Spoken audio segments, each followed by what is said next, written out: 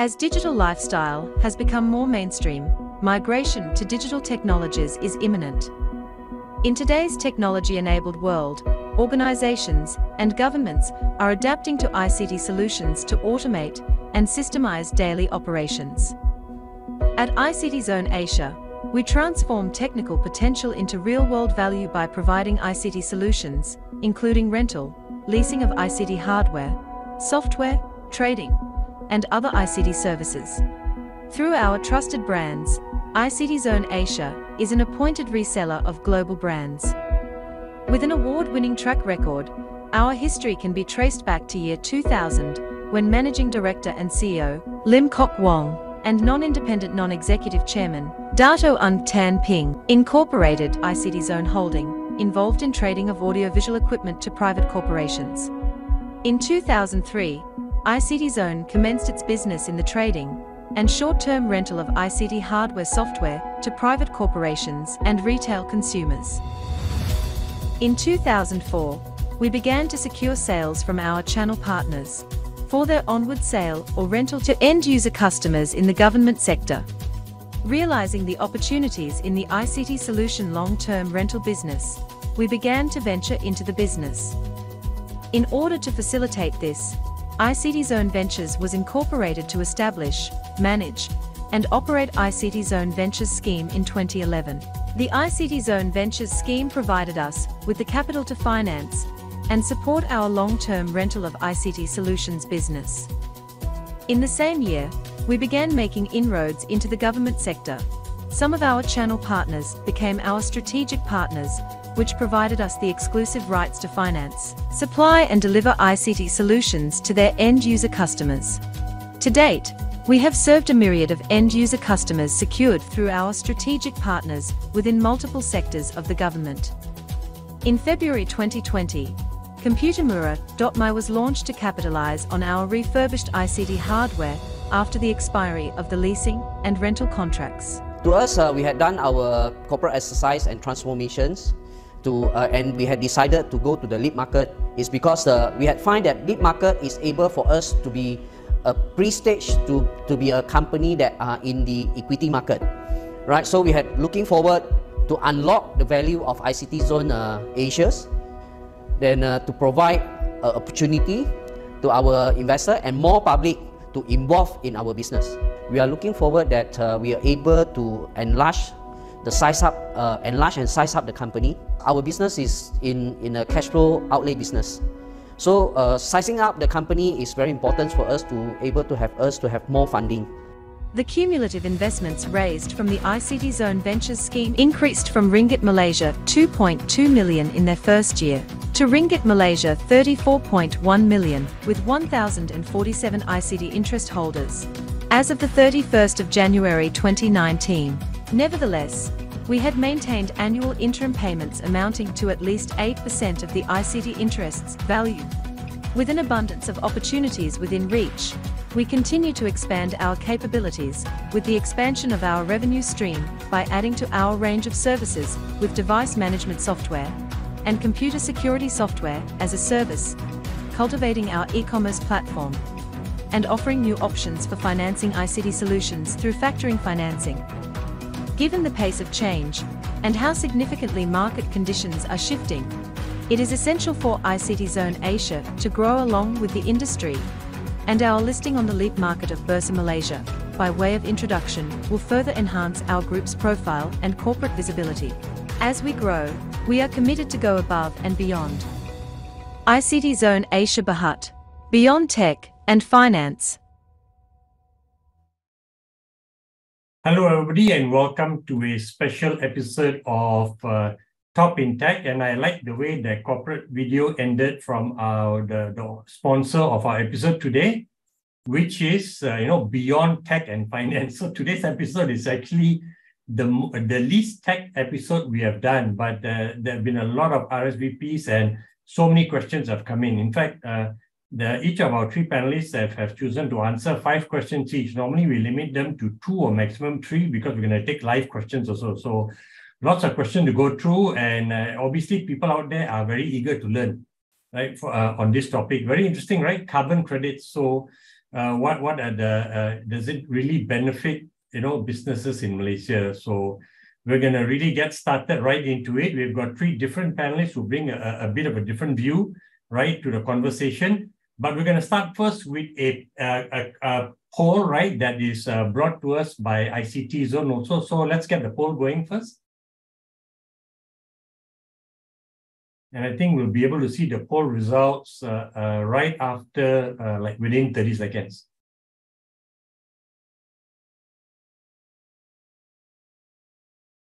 Interesting. I didn't even know, looking at the poll question, right, that you could you are able to utilize or tap into carbon credits for your IT hardware device rentals. Very interesting.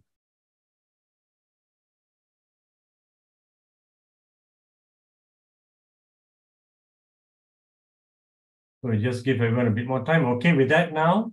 Oh, okay, instant. So extensively, no, no, not at all. Interesting. So I think Tommy, the founder of ICT Zone, is going to say, okay, there's a lot of upside for it, especially the 30% of you who are considering it.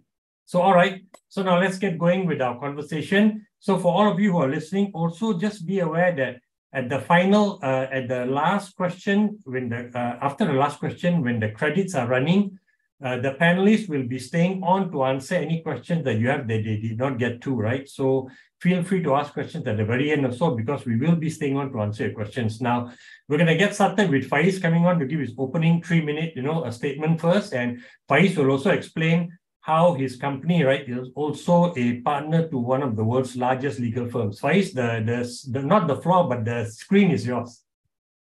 Thank you, Karam. Hi, everyone. My name is Faez Abdul. I am a partner in Wong and Partners, which is a member firm of Baker McKenzie International. Baker McKenzie International is an international law firm that has offices in over 70 countries in the world. We very much work with other jurisdictions with our colleagues from other offices in a wide range of practice areas. For myself, I am a partner in Wong and Partners in the finance and projects practice group. And my main area of focus is projects and infrastructure. And I also have been advising on banking matters in relation to infrastructure projects. And predominantly, I've been quite active in the renewable scene in Malaysia over the last 5, 6, 7 years, okay. Particular solar. And given that ESG, the environmental component in ESG is becoming more and more prevalent in Malaysia, we are also, like the rest of you, also pivoting towards the environmental side of things, including carbon credits. Okay. Thanks, Karam. Thank you. Okay, so let's now bring on Mohan, and Mohan is based out of Singapore, so he can bring a nice, even Singapore regional perspective. So Mohan, your opening remarks, please. Thank you so much. Feeling quite privileged to talk to the Malaysian business fraternity. Hello, everyone. My name is Mohan, and I work for HP at the capacity of managing the services business for the Asia Pacific countries as a market, one of the key countries being Malaysia in itself. I'm based in Singapore and privy to a lot of business perspectives that revolves around IT and also in terms of print services industry. I've been involved into the ITES space more around this services business for almost like 22 years now.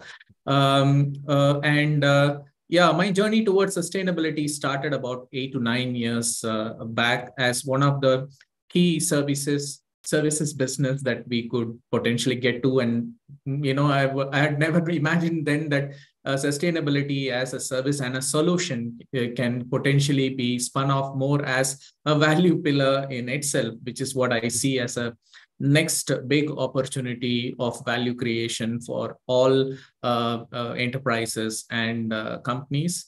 So my journey towards sustainability, I would broadly classify it into 3. One is a curriculum part, the other one is a professional part, and then there is a personal part toward.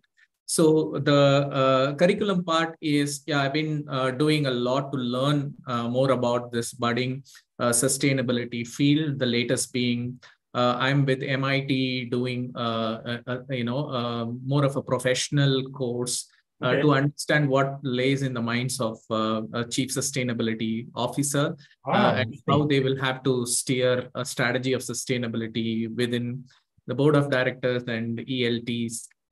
So that's one part. The second one is more around professional. I do a lot of product development around sustainability for IT in particular. We have services and offerings that we take to our customers today. The latest being, carbon credit service in itself, which we have launched across Asia, and ICT is one of our key partners in itself.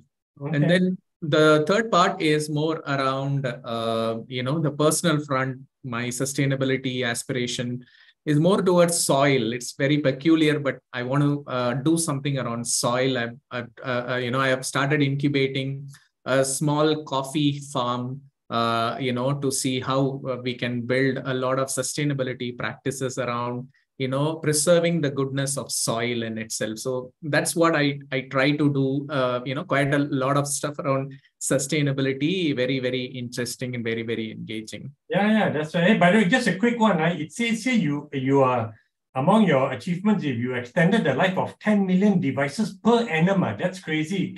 I'm just curious about that. Yeah, so I can quickly tell you about it, as in, one is the take, make, and dispose, which is the very linear way of looking at computing and print, but how you can make it circular. There are several principles and practices. So when you kind of go implement it, you can literally take the devices pretty much more into, an extra few years of usage with reduced, material involvement in itself. So this is being offered in terms of reduction of repair, timely repair, refurbishment, and then, cannibalization and harvesting of parts, and then doing more like material recycling. There are several models basis which you will be able to touch individual devices, and then you will be able to close loop them for sustainability outcomes. So yes, that's what is my mission. That's what I'm focusing on. Okay, excellent, interesting. Thanks, Sos. Okay, now we're gonna have the our third panelist, Jarod. Jarod is with a listed company. Very interesting what they are planning and trying to do right around this area. But Jarod, you're opening 2-3 minutes remarks first. Hi, good afternoon, everyone. My name is Jarod. Jarod Ho. I'm currently the head of sustainability for Post Malaysia. So I'm sure all of you know who Post Malaysia is, and basically most of us are probably customers also, Jarod. Yes. So thank you for actually supporting Post Malaysia. So Post Malaysia has been been around for the past 200 over years. Yeah. It serves 11 million addresses every day, and then in terms of fleet size, we are almost the largest in Malaysia, 7,000 over fleet size, including motorcycles, vans, lorries, prime movers, and we have almost 600 over post offices around Malaysia. So currently, we have just embarked on our sustainability journey this year, earlier this year, and we have already have over 105 electric bikes serving across Peninsular Malaysia, Kuala Lumpur, Selangor, Johor, Perak, Penang, and we just had our first 20 events. So we are targeting to have 200 e-bikes by end of the year and 143 events by end of the year as well. So I would proudly say that for Post Malaysia, we are the largest electric fleet operator in Malaysia at the moment.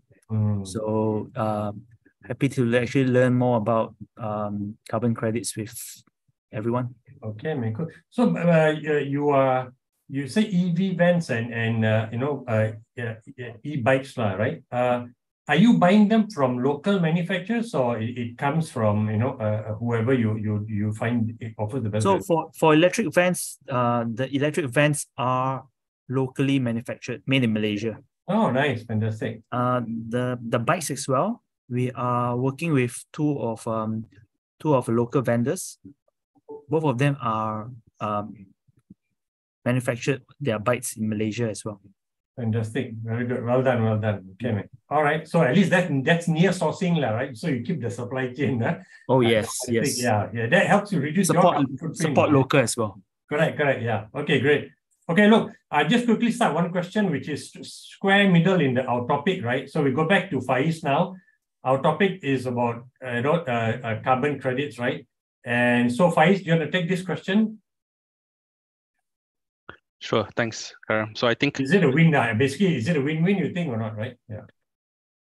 Okay, but before that, I think might be useful to just sort of like give a brief introduction on what carbon credits are. Sure. So carbon credits are basically an instrument which measures and verifies emission reductions via climate action projects. It's a loose term because carbon credit on its own is different than, not necessarily the same as carbon offsets, which is another form of carbon credit. Yep. If I can put it loosely, it's not easy the first time around, but I think after a while people sort of get the idea. Yes, but generally it's like a currency. Carbon credits, it allows companies to basically pollute in a way, because I think inevitably there will be certain industries, at least in the near future, that pollution is inevitable. So to counter that, and this goes back to your question whether it's a win-win, to counter that, there has to be some ways of sort of reducing the greenhouse gas emissions. And one of the ways is via carbon credits or carbon projects generally. So just going back to your question whether it's a win-win, it's a win, right? I wouldn't say it's the ultimate win. Currently, I think there's not that many things that, first of all, I think everyone recognizes the fact that climate change is real. I don't think anyone is denying that. We do need to do something to mitigate climate change effects on our environment.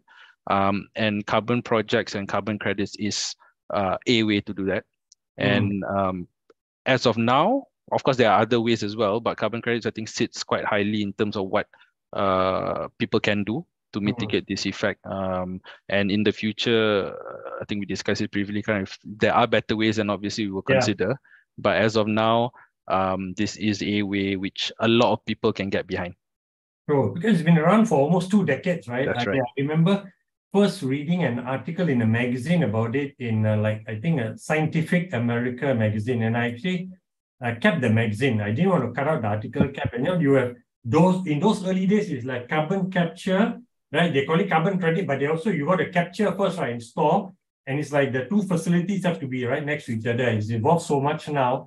And you look in the US now, those they're trying to do carbon capture, right? And of course to monetize it through carbon capture, but then to store it, right? You got to build pipes to store it in another state. And now you got interstate saying, hey, we don't want these pipelines to come through there. I say, oh my God, it's such a mess. Thank God our topic is not about that, right? We're keeping it much more manageable. No, definitely. It's in context, right? So let's stick to that. It's a real mess. But sorry, I just wanted to, you're right. It's been around for a while. I think it started when the Kyoto Protocol was introduced, and it was back then. But it became more, I guess, more prevalent when the Paris Agreement was signed in 2015. And I think then a lot of the countries realized that this is something that we have. It's not going to go away. Yeah, correct. You're right. Yeah. Okay, cool. So, let's go to Mohan now. Mohan, the same question for you, right? Yeah. So, my take on this matter, just a couple of pointers, which I wanted to use this opportunity to ground everyone to reality. Like what was mentioned by Faez earlier, the reality number one, there is a climate crisis going on, which is far clear and obvious to everyone, right? To the extent that it's not just the measurement of saying our temperature has gone up from the normal baseline to about 1.5 degrees. Everybody knows that, but above and beyond that, if we were to estimate collectively as a world, if we were to think about, bringing down our carbon to mitigate that 1.5%, everybody have to cut down their emissions by around 7% every year. 7% year over year. Wow. Remember that as a number. So 7%, you have to bring it down year over year. Okay. So that kind of leaves us with choice points in terms of how do you bring down. And the first one is more of saying, I will drive initiatives, actions, which would be more like over a period of time, I can reduce. No, that's not what you will have to do. Okay. You should rather think about doing something here and now, right? So there are invariably two buckets of opportunities for you in terms of emission reduction. The first one is more around offsets, and the second one is reduction. Offsets are pretty much more like short term, and reduction is a little bit more on the long term. So if you're running a company and if you wanted to think about reducing your carbon 7% year over year for the next 3 years, wow, the first solution that you will have to focus on is offset, to say, okay, I'm emitting this much. How can I offset elsewhere so that it net neutralizes it, so that the globe is not impacted, right? So that's where carbon credit becomes an important instrument. So 7% year over year down, that's the reality that we will have to focus on. Second reality is, it is not going to, we don't have enough time to say, okay, I will do this progressively over years. Rather, you will have to take two instruments in hand, namely offsets as well as reductions. And the best instrument that you have today for offset is carbon credits. Yeah, correct. Okay, interesting, great. So thanks a lot. So Jarod, talk to us. Sorry, when I pronounce your name, it sounds like I'm saying Jared, Jarod, but Jarod. Okay, I may pronounce it wrongly. Sorry. So I'm going to take this question now, and especially in the context of post-Malaysia, right? Very interesting to hear what you have got to say, because you all are already practicing it now. Yeah, but I think for carbon credit, I think for us, we have not been using carbon credit at the moment. Okay. I just want to echo what Mohan mentioned as well, because the most important thing when you talk about ESG, right, is you're talking about reduction of your carbon emission, and reduce, and then when you have exhausted all the methods in reducing your carbon emission, then only you look for carbon ways to actually offset your remaining carbon. That's where carbon credit actually comes into play.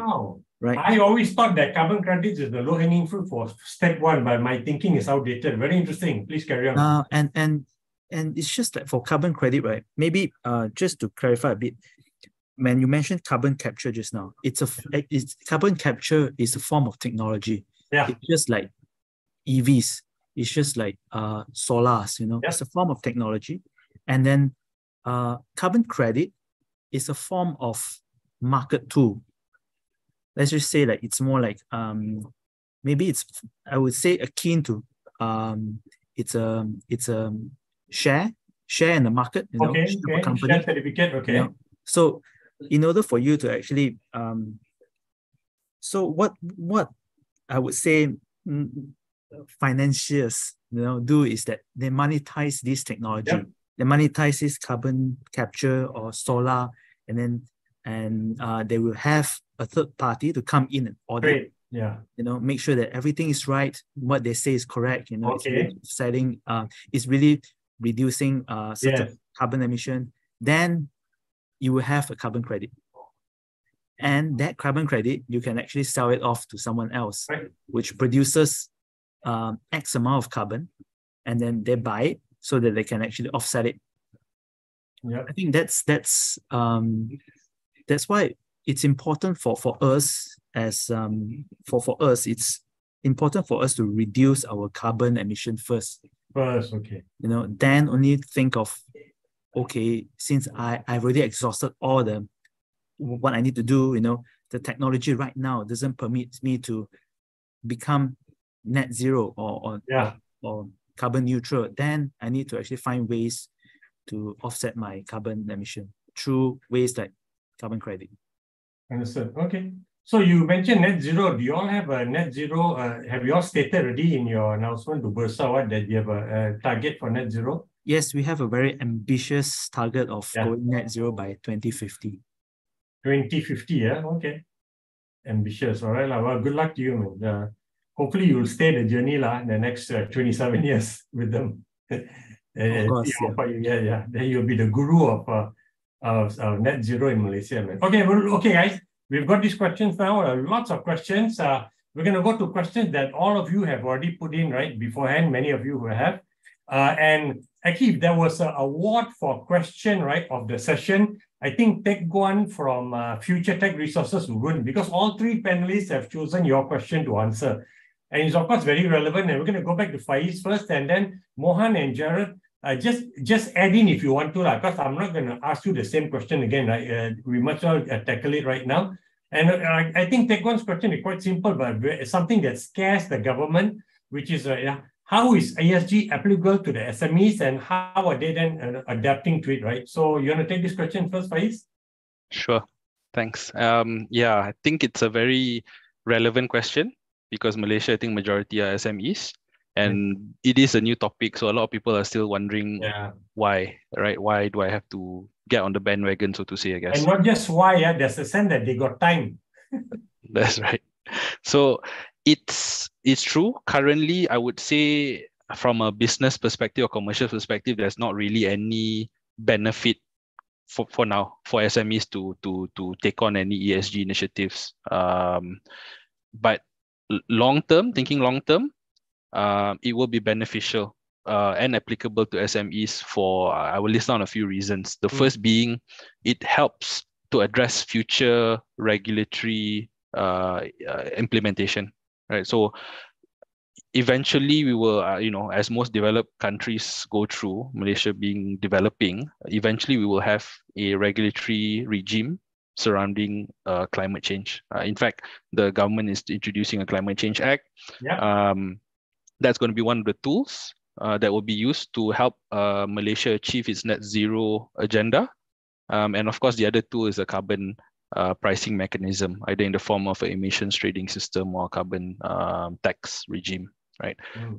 Again, it may not necessarily apply to SMEs as soon as it's implemented, but eventually, and especially SMEs with a view of growing into bigger, larger companies and going cross-border, this will definitely be relevant. Having in your mind now to adopt an ESG strategy so that in the future it becomes easier for you to manage when you cross that bridge. The second point that I would like to also mention is eventually it will also reduce your operational costs. It is one of the issues that SMEs are struggling to justify taking up ESG initiatives are the costs. And that's fair, because at the end of the day, it's not going to be feasible for you to pass that cost to your customer or anyone else. And, without government incentives, it's going to be a lot to bear. And that is true. But eventually, the easiest example that I can give is putting solar panels on your factories, right? Currently, solar, the prices you pay for solar electricity is about 20-30% cheaper than what you pay TNB, for example. Okay. And eventually that will, and it's a fixed price. Most of the time the contracts are fixed tariffs, so you don't run the risk of tariff fluctuation. So in the future, if TNB prices go high, then at least you're locked in for a bit, if not all of your electricity demand, but at least a fair bit, right? And lastly, is something that I think is overlooked quite a fair bit, is when it comes to new talent or talent retention. The younger generation, because of how social media has impacted them, they do value ESG, or ESG is an important topic to them, climate change especially, right? So companies that have ESG or adopt ESG strategies or agendas are more likely to retain more talent, and eventually better talent. So very interesting that you bring that up. I didn't think in Malaysia that was such a pool, right, for our young talent when they go and look for start their careers. But interesting that you think it can be a positive factor for SMEs. Okay, because they all complain that they can't get young people, they can't get good young people to join them. The good ones have got bright eyes and they have to change the world. Correct. So ESG compliant, hey, you never know, right? They may want to join you then. And I can share that actually quite recently, I think a few months ago, I interviewed someone, and one of the questions was, what is the sort of strategy, ESG strategy that the firm adopts, right? Do you have like proper data privacy sort of reporting requirements? Do you recycle your waste? You know, what do you do with the computers that you don't use? So it took me aback. But well done. it is something that I think eventually more and more of the young generation will take on. Okay, cool. All right. Thanks a lot, Faez. So, Mohan, anything you want to add to this, especially coming from your perspective, and probably for you, it'd be interesting if you talk about your supply chain, because obviously, HP is not an SME. Yeah, it is not an SME, but whatever I'm going to add, is relevant to SMEs and large enterprises as well. Three more I'm going to add. One is around, investors and investors relationship, right? In a SME, when you are to go seek financing, doing more as a green financing is a new theme and a concept that you would see. So if you go with a proper business proposition, which is aligned to a lot of sustainability practices or sustainability value, then your investors are really going to like it, right? So, that is independent to the size of the company. So investors relationship, how it can be enhanced with sustainability strategy is very important. The second one is customers prerequisite. And I'm seeing this pretty much coming in from all facets of customers who are asking, not only the recruits, but even the customers are asking, what's your sustainability plan? What is your sustainability strategy? So that's the second part, as in making sure not just the posture, but your behavior is very sustainability oriented to your customers, right? That's the second thing.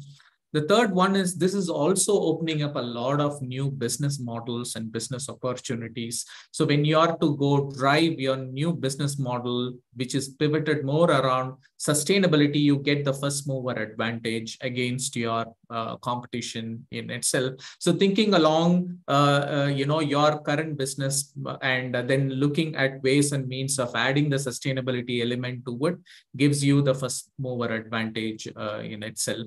So those are all the three things I feel on top of whatever Faez was mentioning. All right, interesting, great. So look, the same question, right, for Jarod, because you also picked it. So talk about, right, how is this applicable, ESG applicable to SMEs, and maybe even are you now pushing it down to your supply chain, at least your tier one suppliers who are SMEs will go? Yeah, in terms of, I think maybe the first question is, how is this maybe carbon credit affecting, or does it how does it relate to SMEs?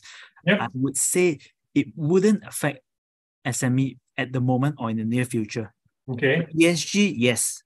Why? Because just give an example, SME doesn't have a lot of investors.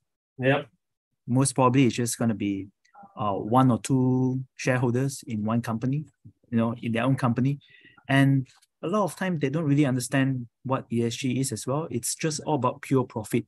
I give you an example, like plastic usage, just a restaurant, or SME, they imagine if you go and tapao, you go and take away, how many plastics do you use? Take away, right? At least 3 or 5. We have done a survey. It's like for Malaysians, it's at least 5. Do your maths next time when you go and take away. You have one. You take away one teh ice. You have another plastic on top of the teh. True. Then you have straws and as well, everything. But basically, we just need to educate them if you're talking about the upcoming budget 2024, right? I think the key message is to educate and give awareness to the SMEs. So what ESG is. ESG meaning when you do business, it's not just about profit. You need to look about you need to take care of the society. You need to take care of the environment as well. So that's where a lot of enterprises these days, they are coining themselves as a social enterprise. that actually make profit and at the same time take care of the environment or the community around. Basically, it means that, like for example, we are working with a company called Zero Waste. Okay. A social enterprise called Zero Waste, where they are making a profit. It's still a business. Okay. At the same time, their business model involves around taking care of the environment, and not giving or not harming the environment at the same time. So that's a very key concept that actually needs to be embedded into SMEs. Okay. And Faez mentioned cost is one thing, it's definitely one thing that's very important. Like if once the government has given enough awareness, then start penalizing, like for example, increasing the price of plastic bags, or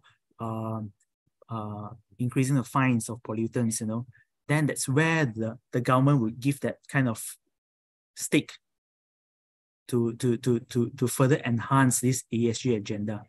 But for carbon credit, it's something which is very more applicable to MNCs or bigger companies, which they do businesses with the European countries, where they need to meet a certain target, so they need to actually purchase this credit so that they are within a certain threshold. Yes. Okay, so interesting. So you think it doesn't, the carbon credits, especially ESG, of course, is applicable. And I think Faez talked about the talent issue also. So, I mean, SMEs need to get any advantage they can, right? So let's just move on to the second question. And I'm going to ask this to Mohan, right? And it's a question from actually from someone called Pushpan Murugaya, right? CEO C4 Center, asking about how do we regulate carbon trading and financing. And I think Faez, you wanted to pick the same question. So once Mohan answers, you can add on to it, right? Yeah. So look, and there are hard-hitting theories around, the effectiveness in itself, whereby, regulation is being called out because it is easily, misinterpreted or probably even exploited to be a greenwashing action in itself. So let me substantiate that with a little bit of facts, right? Today, carbon credits are all voluntary, right? There is no hard-bound rules in itself. Worldwide, the size of carbon credits that's getting transacted today is roughly at about 1 billion. Okay, and there are almost like 68 carbon pricing instruments that are available across the globe. Now, those are today covering almost like, around 20-25% of overall emission reduction projects in itself. Okay, so think about this more like a fund mobilization instrument, right? Where you mobilize some fund, put it up for a greater cost of reducing, carbon emission. That's what carbon credit is eventually, helping us through. So there are no clear, governance that could be laid out here. There were articles I'm sure you would have seen around greenwashing, and even all these carbon credit-based projects. There could be even duplication of emission reduction calculations. Effectiveness of this is still being contemplated to say.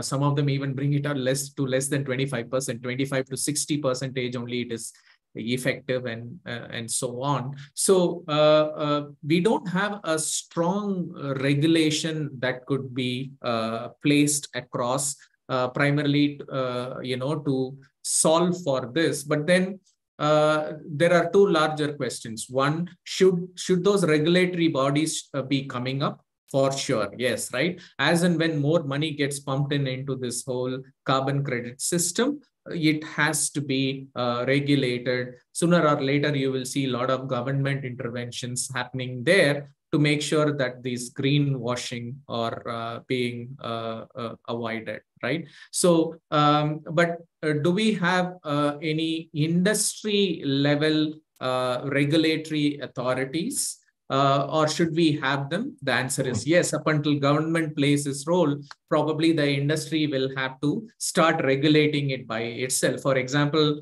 the global civil aviation today has a carbon regulation in itself, where they have set up a set of norms to say how we calculate the carbon emission and how do we report the reduction in itself. So governance is important, and the regulation has to come in, since this is a voluntary market today. It is not prevailing a lot, but that's the directions that we are going to take. Before the government comes in, probably industries will have to discover this for themselves, so that greenwashing is avoided and we could get the maximum value out of these carbon credit based projects.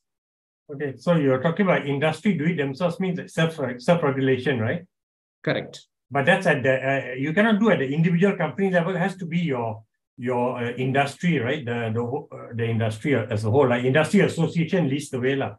So the individual companies disclose that in the form of their sustainability report. That's the first. Okay.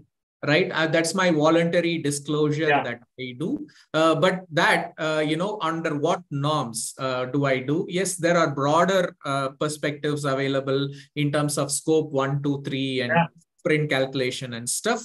But how that is being put into use and practice is something which the industries will have to take the lead, and then they will have to govern it for specific country, specific industry, and eventually the government would chime in. Eventually, okay. Government is, I think regulation always lags behind, but this is a pressing issue. So let's see where Malaysia goes with this, lah. Okay, so let's move on. There's so many questions here, right? But let's move on to a question for not Faez, Jarod, right? So this is an interesting one you wanted to take, which is how can small enterprises get involved in carbon credit? So earlier you were saying that carbon credit is more a tool to be used by large companies, MNCs. So there was a question that you wanted to take. I'm quite curious to see your answer to this. I would say you don't.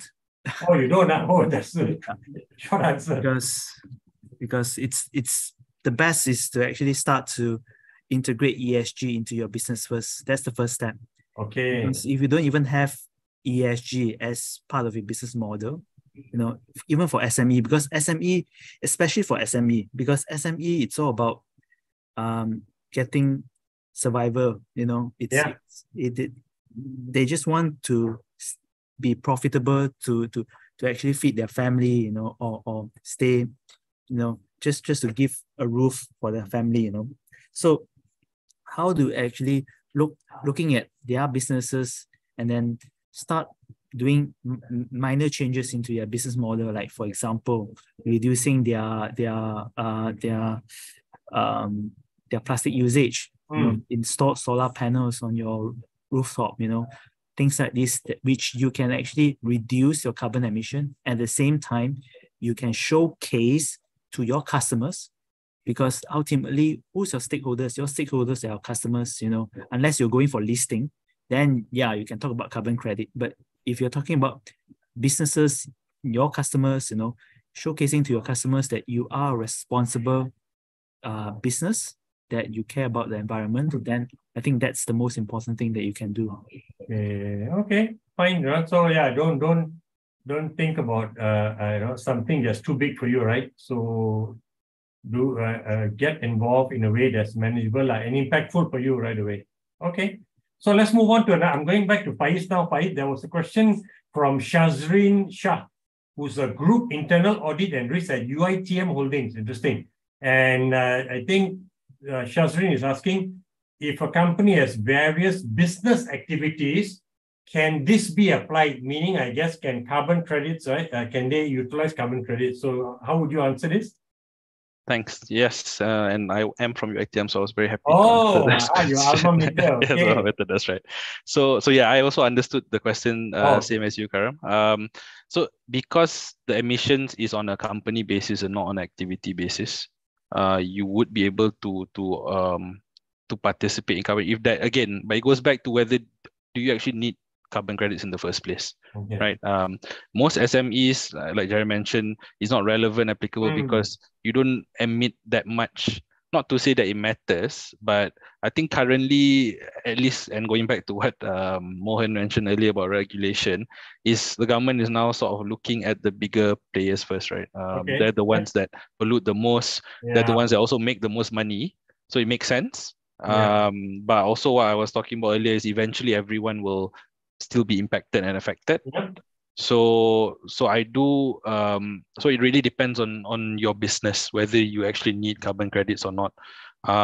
If you don't, and if you, for example, one way that you can sort of be still involved, but not in the way of purchasing carbon credits, is you may, if you have, for example, land, you may want to find a partner to develop a carbon project. It may not necessarily be something that you may be thinking of now, but of course, as you grow, or even if you're a technology provider, a small SME technology provider, there's nothing stopping you from trying to get on the project side as opposed to other consumer and user side as well. Again, not necessarily applicable to everyone, but it goes back to SMEs. If you're talking just about carbon credits, I agree with Jarod. It's not really that relevant. Yeah. But I guess in this sense, right, UiTM is not a SME, right? I mean, it's got over 100,000 students. I'm sure the revenue is 500 million. And and I know when they say they've got various businesses, I think they've got land bank, they even do maybe palm oil also, right, growing. But and I happen to live 2 minutes away from University Malaya. And when I drive through there, you just wonder that the university with all those idealistic young kids, right, should be a place where at least the university has got EV vehicles or motorbike that you can rent to the students, or bikes to rent to them. And I don't see the University Malaya. And that's like a low-hanging fruit for them to do something. Because if on campus, first of all, for university, you can say that we are building student housing on campus. So you reduce the distance that your students have to travel to campus, right? And when you provide them a clean vehicle, right, your university reduce your carbon footprint somehow. Just on this level already, you can score so many points, right? No, agree. And this goes back to what Jarod mentioned earlier, is that is more of the ESGs of agenda or initiatives that they can take. And UiTM, they do have a lot of land bank, like you say, and they have multiple solar projects, and they even do it on the campus rooftops. So again, that's one of the ways. And these sort of projects will eventually, generate credits, whether it's renewable energy credits or carbon credits, depending on the type of activity. And that will then sort of spur on the market activity of voluntary carbon trading. Okay. So come, let's move on to Mohan now. And sorry, I just want to add on a bit on this one as well.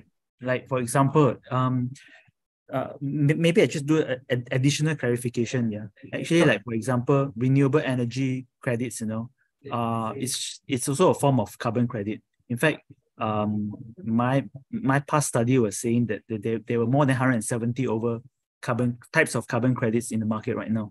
And to answer, because previously also I was from a conglomerate, there was a lot of lands, and they will also have some solar projects. What maybe if I can actually give some advice is that what they have been doing is that, previously they have been doing solar, and then they sell it off to the grid, or for their own usage. That's it. That's it.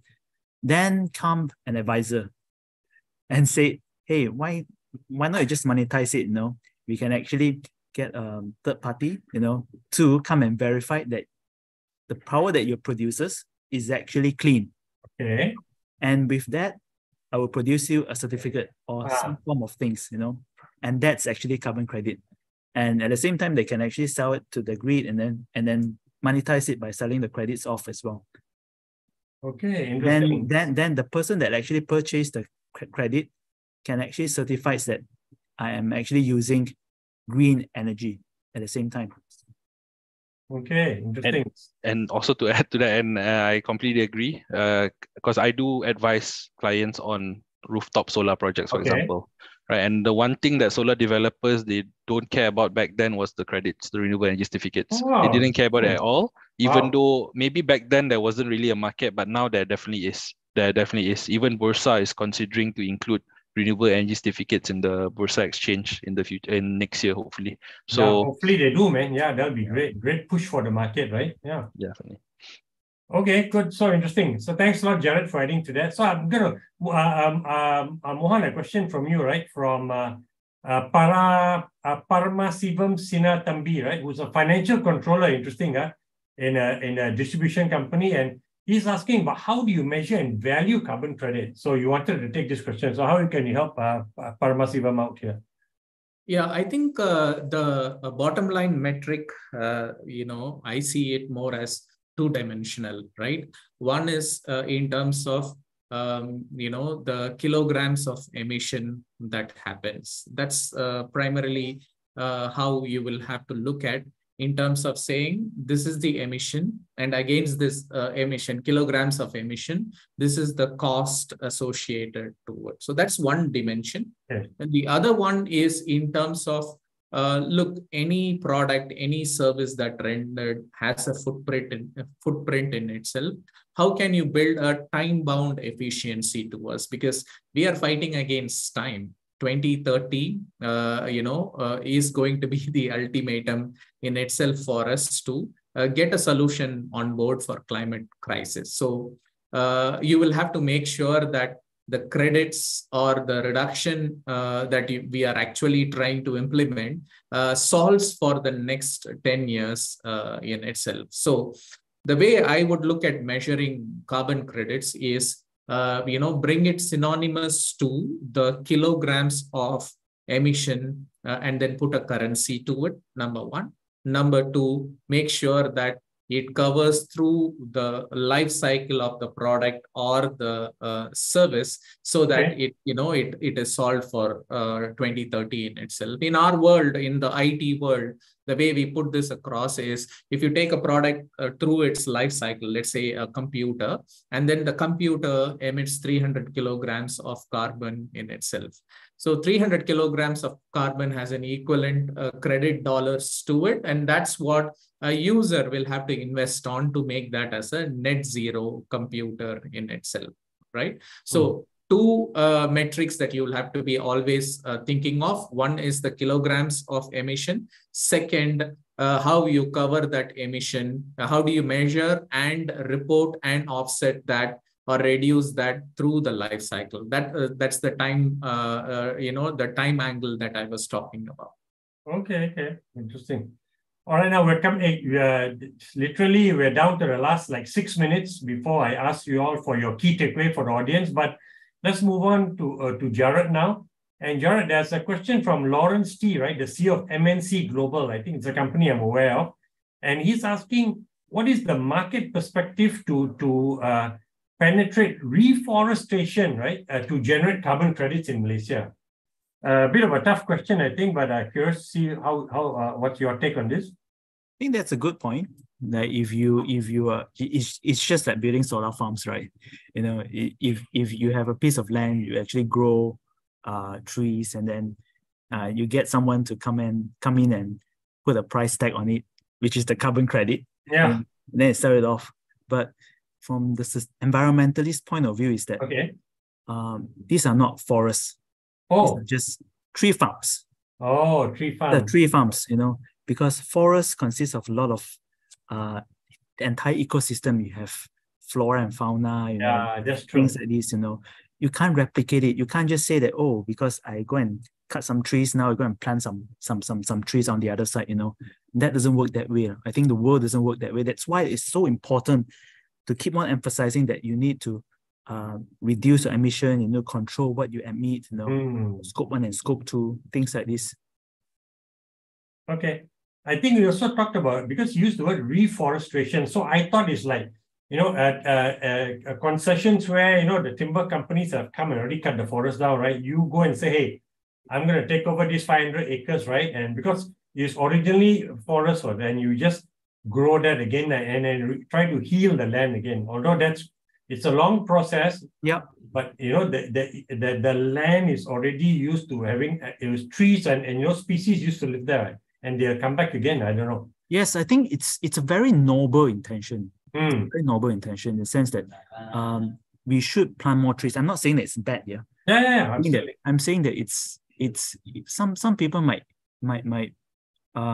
exploit that loophole. And it's best, like for example, you talk about carbon credit. If there is too much prevalence of carbon credit and not much emphasis on carbon reduction.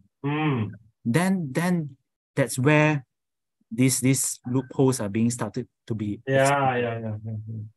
I know what you're saying.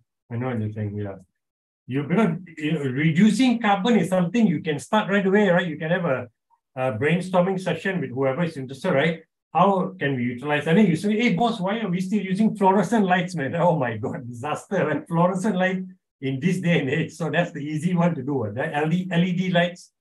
So a whole bunch of things you can do. Okay, I got only 2 more questions to go before I do the roundup, right? And let me go to Faez, which is, are there any successful carbon credit trade in Malaysia? This was asked by Isaac Lim, the CEO of CY Plastic Recycling Group. So thanks for the question, Isaac. And I think there are a couple more Q&As relating to carbon trading in Malaysia. So I think hopefully my answer will satisfy all the questions. So as I mentioned earlier, Bursa has launched its Bursa Voluntary Exchange. Yeah. It is like the KLSE, but just for carbon credits. Okay. Actually, our firm helped to establish the BCX. Ah. And to date, they've had 2 publicly announced, one auction, which was in March, where they auctioned out carbon credits for a couple of projects, both not in Malaysia. That was the feedback that they got, the turnout. It was, I think, oversubscribed a few times. Wow. And those were all snapped up by the bigger Malaysian companies, right? Your banks, your Petronas, the bigger companies. And I think last month, Bursa BCX also just had its first off-market transaction. And if I see correctly, I think the sponsor ICT Zone was one of the participants in the off-market transaction, and they managed to grab some carbon credits. So there is definitely already a trading market here in Malaysia. The demand, I think, is somewhat there. The issue now is the availability of credits. And that's the current issue, because in Malaysia, I don't think we have that many carbon projects that are eligible for credits. Going back to your forestation projects, assuming you're able to develop it and it's eligible for carbon credits, that will take at least 5 to 7 years before you see your first carbon credit. Exactly, 5 to 7 years. But good, I hope this also, actually, Marcus Su also asked a question right live, and hopefully this answer also satisfied Marcus Su there. So, okay, now, and then I think there was another question from Anonymous Faez, right, about can carbon credit certificates from Malaysian companies trade globally? I think can, right? So I'll let you answer that. As long as it's accredited by a proper body. So you need a consultant to come and authenticate it, right? Verify it. Yeah. Correct. Okay. So look, all right, I'm going to have the last question now, which is for Mohan, right? Which is, how do you utilize carbon certificates efficiently? I'm kind of intrigued by this question. And this is from Niat Tan Nguyen, a consultant with Vina. Yeah, so I was answering a couple of questions around the same. So it is more like carbon credits, like I said, is more of savings you have done in terms of reduced emissions, has to first form its way into a larger ESG reporting or a sustainability development goal or a sustainability report that you generate for your company as a voluntary disclosure. And what you do with that is primarily imbibe that into your full value chain, both upstream, mainstream, and downstream. How you imbibe that values, your sustainability value, by promoting it and keeping a track on it and reporting it year over year. That's going to lead that value is being created across all parts of your value chain. Going back to my original comment of saying, okay, the value creation happens right at the investor's level. Worst case, it could be a green financing banking, or best case, you could even end up having an angel investor who could understand the sustainability value that you're trying to create. And from there on, it moves to each part of your value chain, right? So long story short, I think the best way for you to maximize your value is start measuring your carbon, buy the necessary carbon credits toward, add it in as a part of your sustainability report, and then mobilize this across your value chain so that the value extraction is tangible. Okay, very good. Thank you very much. Look, I'm now going to go to the last question, which is just each of you, please share your 30-second key takeaway for the audience. And then I think Faez, Zakaria, and actually Irina just put in a question. So please try to answer the question for them during the closing credits, right? And of course, Jarod, you also can jump in, yeah? But now starting with you, Faez, what is your key takeaway for the audience from today's discussion? Sure. So I think firstly is to assess, firstly is to be aware, get yourself more averse with ESG as a whole, as a topic. Okay. And then assess your business needs and see whether for your organization is carbon credit something that you need to do. Obviously, ESG, I think that's a no-brainer. I think everyone has to sort of adopt in one way or another some ESG practice. But in terms of carbon credits, that's something you have to sort of self-reflect as a business and see, is that something that's necessary? Is that something that you can get into? And that's only you would know that, basically. Yeah, exactly. Okay, very good. Thanks. Mohan, your key takeaway for audience? So what is measured is primarily what gets improved. And we are in this dire state where we got to measure because, we are at a crisis level. So start measuring, start disclosing what you have measured, and invest upon improvisation, not just in long term, but in short term, for which carbon credits is a serious play where the first mover advantage is always there and value extraction is always left to you. So do consider carbon credits and, at the most serious level as you can. Okay, very good. Thank you. Jarod, you have the final say? Yeah, thanks, Karamjit. So I think it's really thankful to actually have this conversation. It allows everyone to understand further. Yeah, true. And just remember, what's the purpose of your sustainability efforts? It's all about social license. So having the social license to operate. So in summary, carbon credits can actually play a role in offsetting your emissions, which are challenging to eliminate completely. But you shouldn't use that as a primary or initial focus of your decarbonization efforts. So instead, your emphasis should put on reduction, and through changes of your behavior first, your technology, and then look at what are the other sources that you can actually obtain. So in summary, carbon credit, you can complement, you should act as a complement to your ESG efforts, but it shouldn't be used as a substitute. Understood. Okay. So ESG, although this is about carbon credit, so ESG reigns supreme, the umbrella term, because people can start on that right away. Carbon credit is very very loud clap of thunder there. But carbon credit is very specific, right? And there's a certain large scale organization that will need it see more value in that.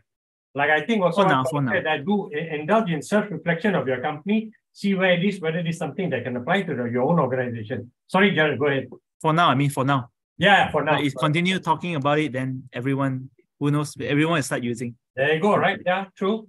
Okay, very good. With that now, audience, thank you so much for the privilege of your time. Panelists, thank you for your sharing, right? I love what's been going on. And please, everyone, stay on because there are some questions that will be answered while the closing credits are played. Everyone have a good remaining Tuesday evening, right? And we'll see you again for the next episode of Top in Tech. As digital lifestyle has become more mainstream, migration to digital technologies is imminent. In today's technology-enabled world, organizations and governments are adapting to ICT solutions to automate and systemize daily operations. At ICT Zone Asia, we transform technical potential into real-world value by providing ICT solutions, including rental, leasing of ICT hardware, software, trading, and other ICT services. Through our trusted brands, ICT Zone Asia is an appointed reseller of global brands. With an award-winning track record, Our history can be traced back to year 2000, when Managing Director and CEO, Lim Kok Wong, and non-independent non-executive chairman, Dato Un Tan Ping, incorporated ICT Zone Holding, involved in trading of audiovisual equipment to private corporations. In 2003, ICT Zone commenced its business in the trading and short-term rental of ICT hardware software to private corporations and retail consumers. In 2004, we began to secure sales from our channel partners for their onward sale or rental to end-user customers in the government sector. Realizing the opportunities in the ICT solution long-term rental business, we began to venture into the business. In order to facilitate this, ICT Zone Ventures was incorporated to establish, manage, and operate ICT Zone Ventures scheme in 2011. The ICT Zone Ventures scheme provided us with the capital to finance and support our long-term rental of ICT solutions business. In the same year, we began making inroads into the government sector. Some of our channel partners became our strategic partners, which provided us the exclusive rights to finance, supply and deliver ICT solutions to their end-user customers. To date, we have served a myriad of end-user customers secured through our strategic partners within multiple sectors of the government. In February 2020, Computermura.my was launched to capitalize on our refurbished ICT hardware after the expiry of the leasing and rental contracts. To us, we had done our corporate exercise and transformations and we had decided to go to the lead market is because we had find that lead market is able for us to be a pre-stage to be a company that are in the equity market, right? So we had looking forward to unlock the value of ICT Zone Asia's, then to provide an opportunity to our investor and more public to involve in our business. We are looking forward that we are able to enlarge and size up the company. Our business is in a cash flow outlay business. So sizing up the company is very important for us to have more funding. The cumulative investments raised from the ICT Zone Ventures scheme increased from Ringgit Malaysia 2.2 million in their first year to Ringgit Malaysia 34.1 million with 1,047 ICT interest holders as of the 31st of January 2019. Nevertheless, we had maintained annual interim payments amounting to at least 8% of the ICT interests value. With an abundance of opportunities within reach, we continue to expand our capabilities with the expansion of our revenue stream by adding to our range of services with device management software and computer security software as a service, cultivating our e-commerce platform, and offering new options for financing ICT solutions through factoring financing. Given the pace of change and how significantly market conditions are shifting, it is essential for ICT Zone Asia to grow along with the industry, and our listing on the lead market of Bursa Malaysia, by way of introduction, will further enhance our group's profile and corporate visibility. As we grow, we are committed to go above and beyond. ICT Zone Asia Berhad, beyond tech and finance.